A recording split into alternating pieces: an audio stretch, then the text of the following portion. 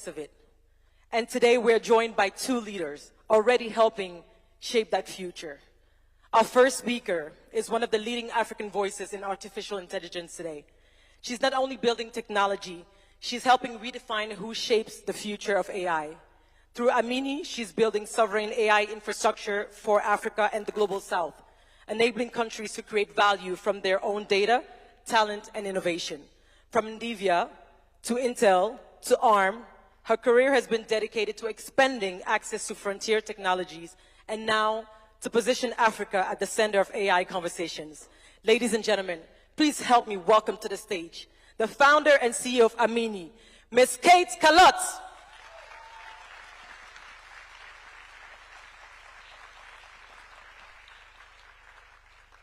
We can keep clapping for her until she takes a seat, please. Thank you so much.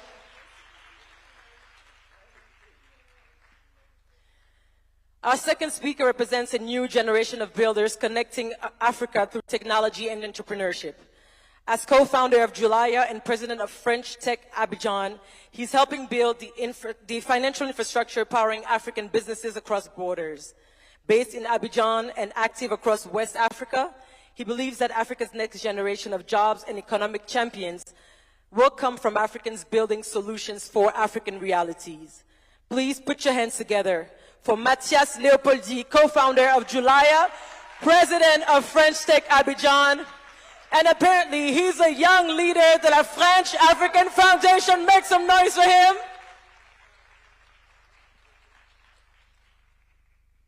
All right. Now my first question is for you, Kate. As one of Time's 100 most influential people in AI, what gives you optimism about Africa's positioning in this digital transformation that we're talking about, and what must we do now to become builders of AI instead of consumers of it? Thank you for the question, which I think it's probably the most consequential question Africa is facing today in the age of AI. Builders or consumers? But for me, this question is deeply personal, because I am African. My parents are from the Central African Republic, but I am also French. I was born and raised in Paris. And I spent the past 15 years rising to the top of the big US corporations in AI. But I saw something that was missing. I saw the missing infrastructure for our own builders. So 4 years ago, I decided to come home. And since then, home has been Nairobi.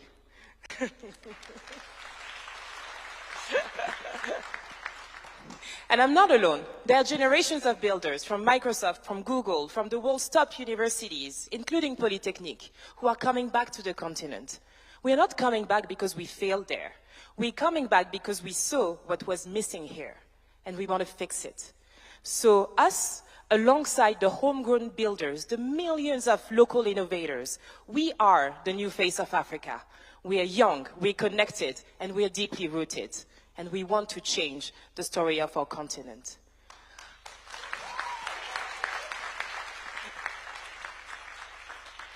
I often get asked why I left NVIDIA at the top of the AI revolution. And for me, the answer is in the statistics. Africa holds 19% of the world's population, but less than 1% of the global compute capacity. What the stat really means is that builders across many African countries, across Kampala, across Nairobi, across Bangui, are stuck at the bottom of the AI value chain. They are paid to label data and not empowered to build, forced to use and consume systems that were not designed or built by them or for them.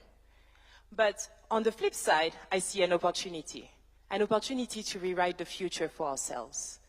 And that's why I decided to move to Kenya and found Amini 4 years ago. We transform local data into intelligence that the continent can act upon. We deploy local infrastructure that our governments can own, build, and operate locally. And today, we are very proud to announce a partnership with Foxconn and Bull to close the sovereign compute gap in Africa. We will deploy compute that is modular, that is energy efficient, and that is affordable, so that finally we can own and operate our own infrastructure. So our small company that was born out of Nairobi is now solving problems at a global scale. We've now expanded into Bridgetown, into Rio, into Manila, across the global south, because the opportunity is planetary. So you asked me what I am optimistic about. And I think I'm optimistic about our people, the generations who are coming back, who have not just studied the AI revolution, but have built it, have been inside the systems which are reshaping the world today. And the generations which have never left. I've been here, and for the past couple of years, I've learned how to master those systems. And those two give me optimism. France and Africa have something that neither of them can build alone or replicate alone. Deep talent, a tradition for strategic autonomy, and the refusal to accept that the future only belongs to those who already hold it. And for me, I hope that this is the new generation of the France-Africa relationship. I want to refuse that our builders, our future makers, have to choose between living to build or staying to build. Building from home has to be the best option for us. Imagine coupling French scientific excellence with African ingenuity. Builders in Nairobi, in Paris, building on the same infrastructure. This is us writing our own AI economy, not negotiating to be part of someone else. So Your Excellencies, as today, the decisions that you will make today and how we collaborate in the next 10 years will define what sovereignty means for centuries. Thank you. Merci. Asante sana.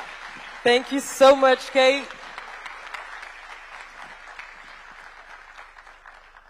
Thank you so much. The next question is for you, Matthias. Nowadays, an Ivorian SME paying Kenyan suppliers still routes through London or New York and pays 2 or 3 times more for the privilege. You're building the layer that changes that, right? What would it mean in real jobs and real businesses if that infrastructure existed at scale within 5 years? Thanks, Sophie. Your Excellency, President William Ruto, Monsieur le Président de la République Emmanuel Macron, and distinguished and honored guests without protocol. Like Kate, I'm French. I'm a French entrepreneur. I have been working in West Africa for the past 10 years, based between Abidjan, Dakar, Cotonou, Lomé. And I founded an online bank to try to tackle this issue called Julaya. We often hear Africa is lagging. Africa needs to catch up, like all these narratives. But there are industries where Africa is actually leading and is actually a leader in the world. And one of those industries I want to talk about today is called mobile money and was born here in Kenya around 25 years ago. Today, mobile money empowers 1.2 billion people in Africa out of 1.6 billion people to access financial inclusion, send money, pay bills, etc. But there's a but. This revolution is not fully complete. Today, as you said, if you're a Kenyan SME, for example, you want to pay a Senegalese supplier, it takes a correspondent bank and the dollar to do it. It is not a problem of will, it is not a problem of talent, it is a problem of critical infrastructure. And this is being solved. There is a new institution called PAPS, Pan-African Payment Settlement System, which is sponsored by President Ruto, and which envisions to allow the 42 African currencies to transact with each other without going through the dollars, etc.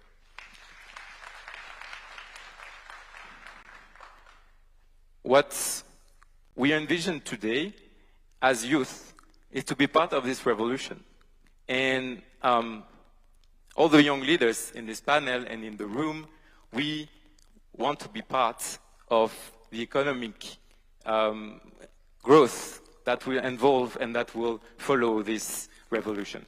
So I want to say, like, with the backing of the right banks like Proparco, BPI France, the African Development Bank, and also with the backing of the right support organization, ecosystem organization, we can make this revolution happen.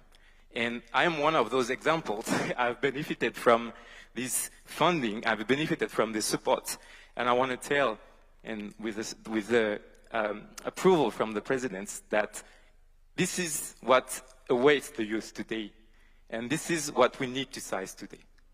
Thank you. Thank you so much, Matthias.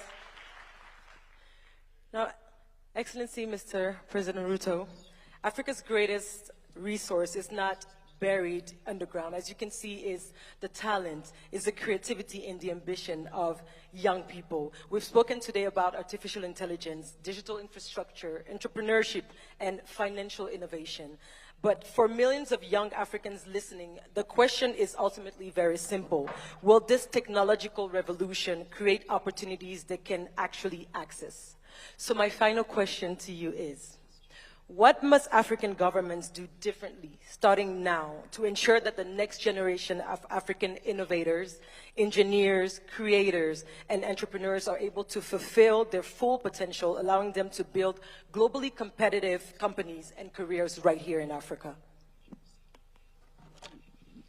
Thank you very much. And congratulations, Kate, and my good friend, Matthias. Listening to you is, breath of fresh air. I mean, I could relate with everything that you said. But let me say this. For us to be able to be future ready, and I'm happy to know this morning, I am among the people who have been saying I'm neither facing west or east, I'm facing forward. But now you're telling me forward is south. So I will improve. I will now know what to say. Now, two things. One, infrastructure. And two, knowledge. Let me start with the first one. There is every reason why we should have the right knowledge acquisition. We need to fine-tune the whole ecosystem around education.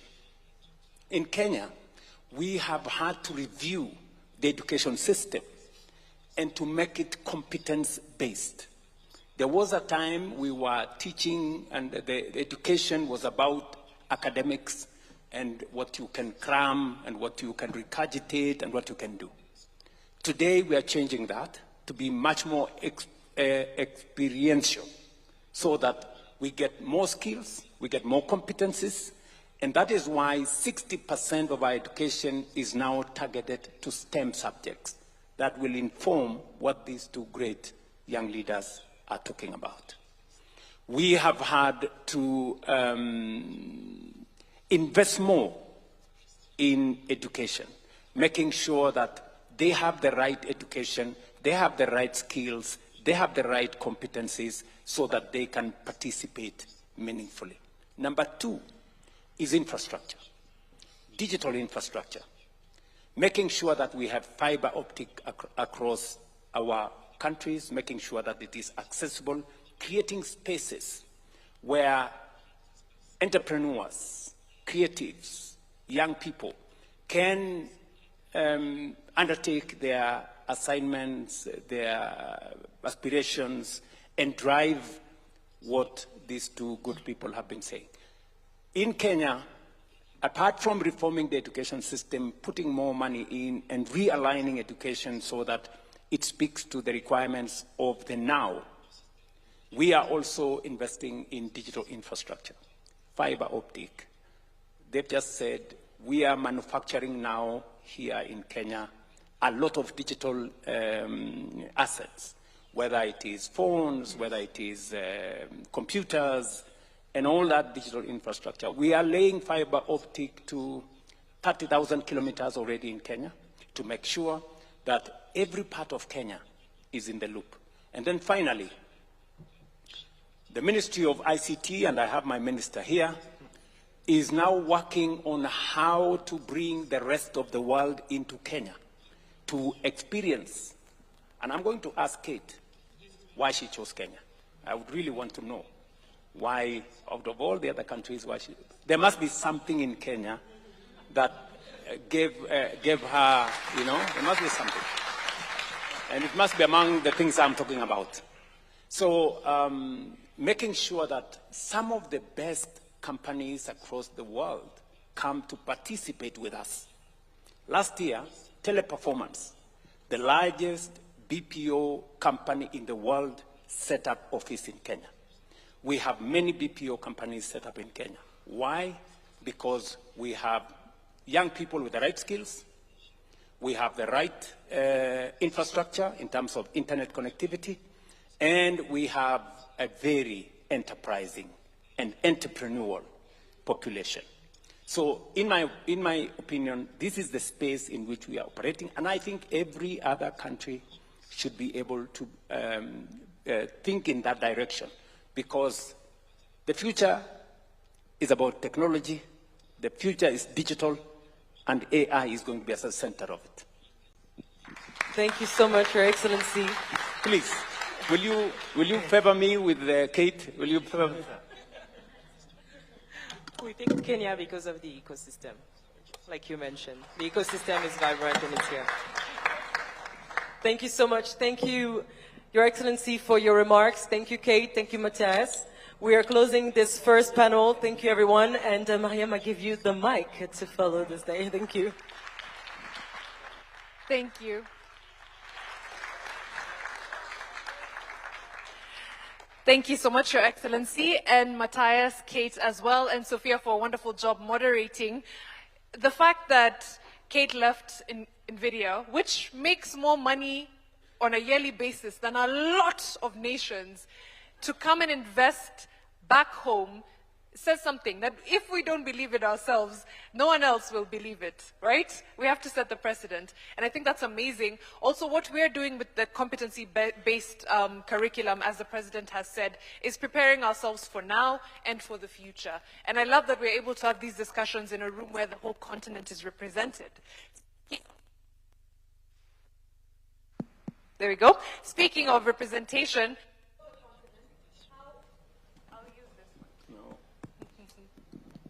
okay, I think we're back. Thank you, President Macron.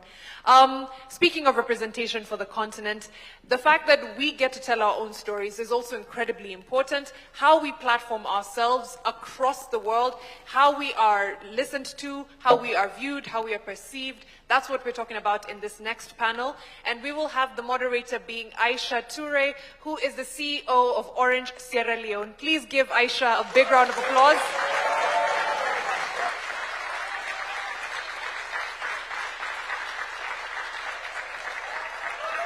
Let's go.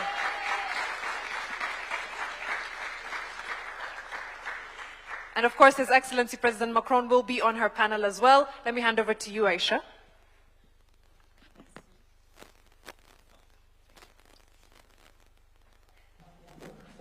Sorry. Do you have the mic ready? Merci, Mariam. Leurs Excellences, Monsieur Emmanuel Macron, Président de la République française, Monsieur William Ruto, Président de la République du Kenya, merci de nous offrir ce moment. Bonjour à toutes et à tous. Je m'appelle Aisha Touré, directrice générale d'Orange Sierra Leone. Je suis évolué entre la France, le Royaume-Uni, les États-Unis et maintenant la Sierra Leone. Je sais ce que signifie naviguer entre plusieurs cultures et apprendre à en faire une force. Je suis également fière de faire partie d'un groupe qui connecte aujourd'hui plus de 160 millions d'Africains à des services numériques et financiers essentiels et qui a déjà formé plus d'1,5 million de jeunes Africains